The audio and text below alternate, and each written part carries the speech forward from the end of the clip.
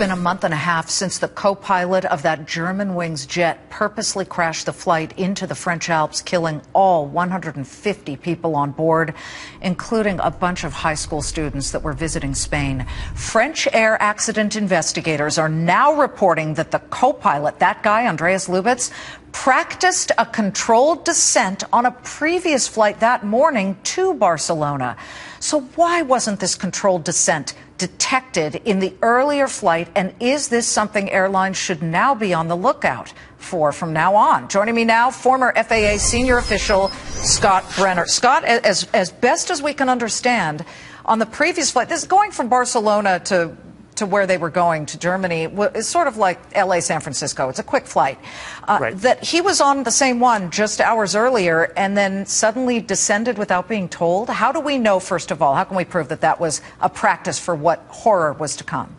Sure. So every commercial aircraft out there is really equipped with basically two black boxes, as they are known. One called the cockpit voice recorder. That's on a 2-hour loop, and that records everything, every sound that's going on inside the cockpit. The other one is called the flight data recorder, and that's on a 25-hour loop. And that basically records any kind of input, any kind of data point you could create in an aircraft. So on his flight from Dusseldorf down to Barcelona, after he had gotten clearance from air traffic control to begin his descent, the chief pilot was the main pilot was out of the cockpit. The co-pilot, this fellow here, then puts it into the normal descent, but he programs it into a 100-foot descent, meaning he wants to take that down all the way to 100 feet. Because the descent rate is so slow, you don't normally even feel that. Nobody really noticed anything. And so I guess he turned it back on a couple of times, put it down to 100. So that's what our flight data recorder told us. Could this happen here? That's what people want to know. There were all kinds of warning signs that this pilot, Andreas, should not have been flying. He had shown signs of depression. There was a doctor who had banned him from flying. Yet there are a lot of protections for pilots, some of them very fair and important. But could this have happened here in the U.S.? Are our regulations any different? You know, you would hope it would not. And because the doctors, Lufthansa knew this fellow had mental illness history.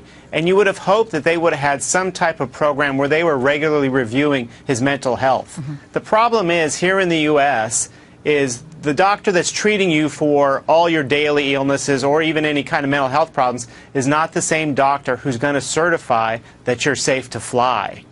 And so it's really incumbent upon the pilot to be honest. So when he goes into that medical examiner who's going to renew his medical certificate to fly, he has to tell that doctor exactly what is going on with him. And if he chooses to lie, other than a big fine and potential loss of his airman's certificate, there's really not much else you can do. So it's really upon the professionalism of this whole industry to be honest on these types of things. Well, if we cut to the chase, I'm hearing you say it could happen here.